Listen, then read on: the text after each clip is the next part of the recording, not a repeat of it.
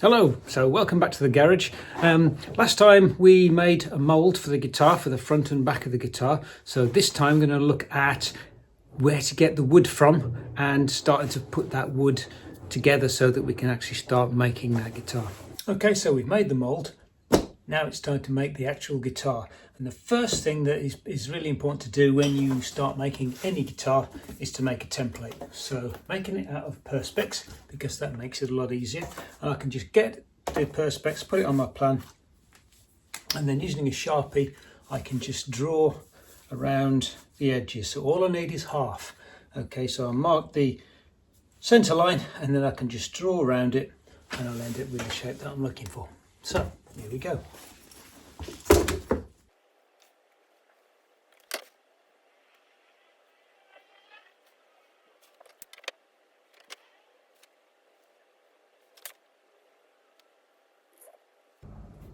So you've got your template marked out, and the next thing to do is to cut it out. And I'm lucky enough to have a cheap bandsaw, but equally you could use a fret saw or any other sort of saw where you can cut round corners.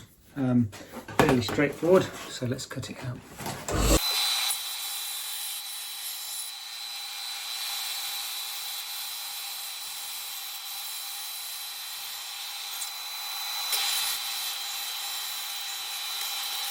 There we go, one template. Now I've cut around out the outside of the lines and left a little bit in there, because you can never be that accurate with a bandsaw, especially when you can't quite see the line very well. So cut it outside the lines, and then I'm going to use some sandpaper, or you can use a sanding disc to cut out the lines and just bring them down to there. So any sort of sander will do it, or you can even do it by hand.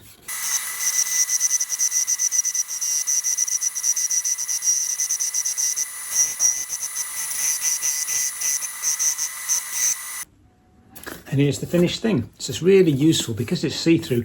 You can use it for things like you can put it on pieces of wood to see what the grain's like behind it, so you can choose the best way to cut the guitar. You can use it because it's half, you can flip it over, you can make the mould for the guitar, you can use it to trim the sides, all sorts of things. So it's a useful thing to have. So now that we've got a template, we can start to think about the wood.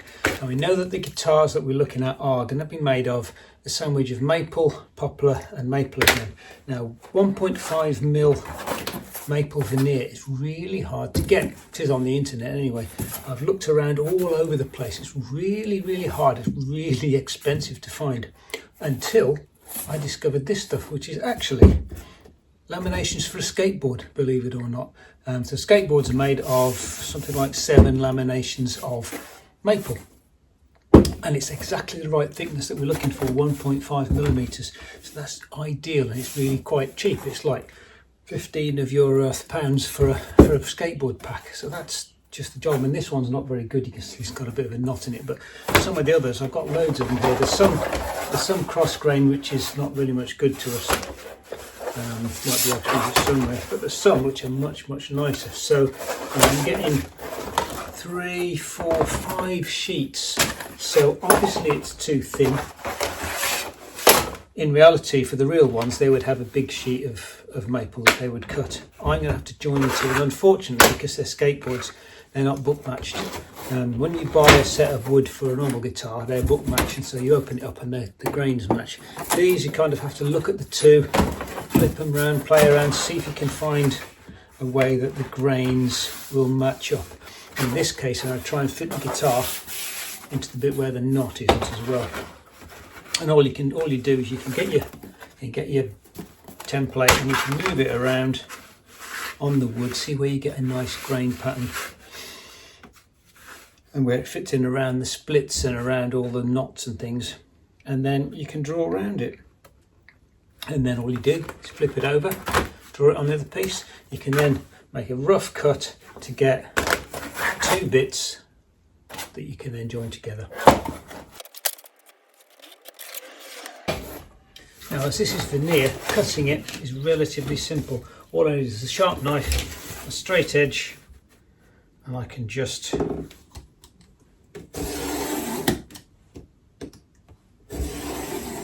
score it 2 or 3 times.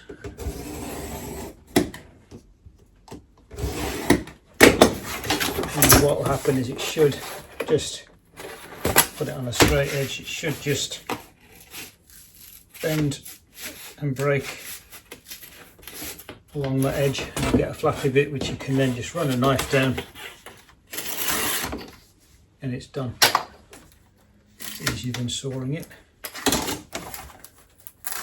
Okay, so I need to do 2 of those and then I can join them together. So now the next step is to make these sides completely flat. Obviously if you're going to join them together, they both need to be flat with no gaps in. So planing it's not that easy because it's so thin, you can't just put it in a vise.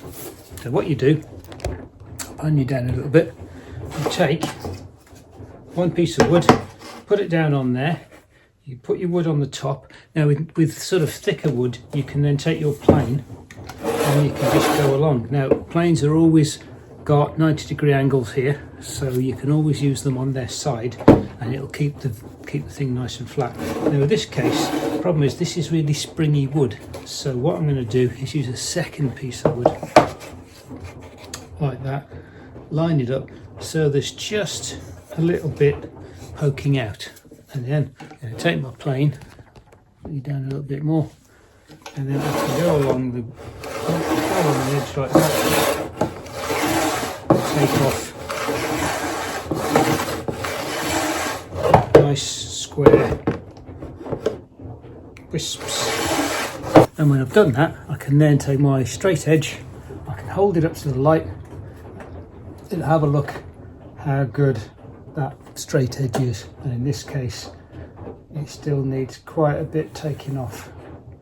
So I'll keep going until it's flat, then I'll do the second one, make sure that's flat, and then I'll put the 2 together and make sure there's no light coming through and do the fine adjustments so there's no light coming through along that gap.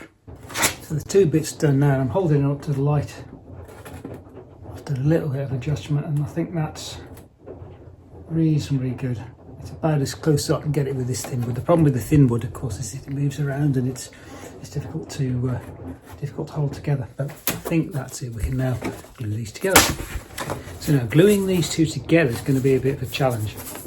Standard way you do it with guitars, you join these things end to end, but they're not normally this thin. Yeah, this is 1.5mm. This is very, very thin. So I'm going to need quite a strong glue. I'm also going to need a glue.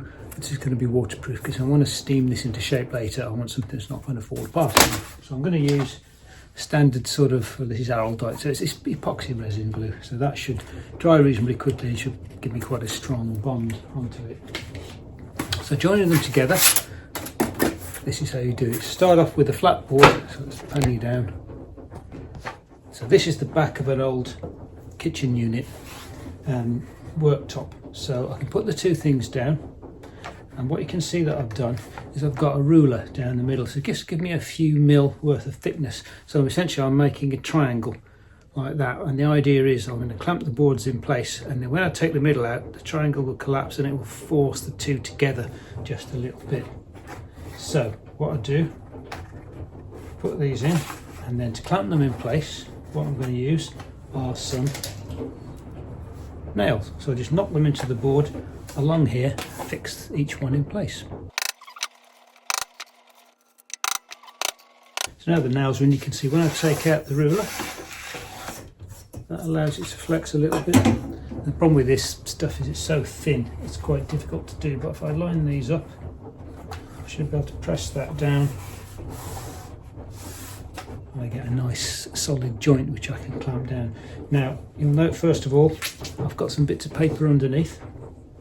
That means I can put glue on and the glue won't glue the thing to the table, which is good. It'll just, the paper will just come away.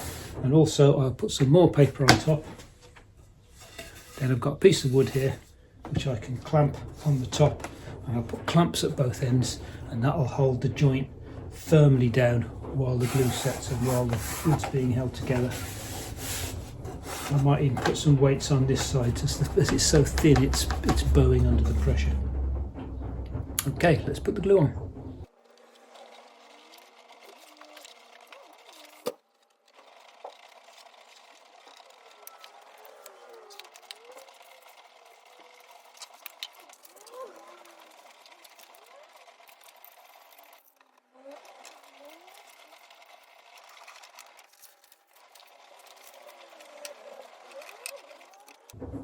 So that's all done, clamped down, check that it's all, but these aren't riding up on the nails as well, and we are good to go. So we'll leave that now.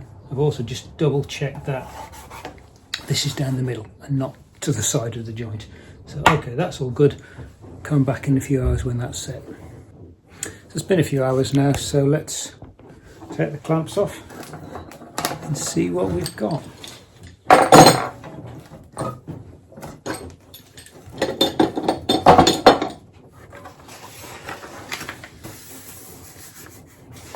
Okay, feels all right.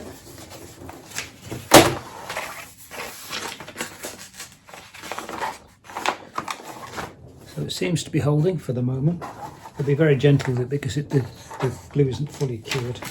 And then you should just be able to take the paper and just pull it off. And you should just be left with sort of a gluey stripe in the middle, like that.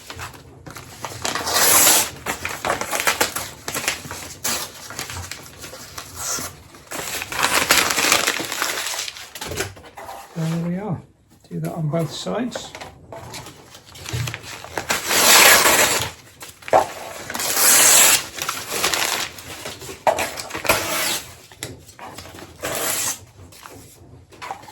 And that can just be taken down now with a plane or a sharp chisel or even sandpaper.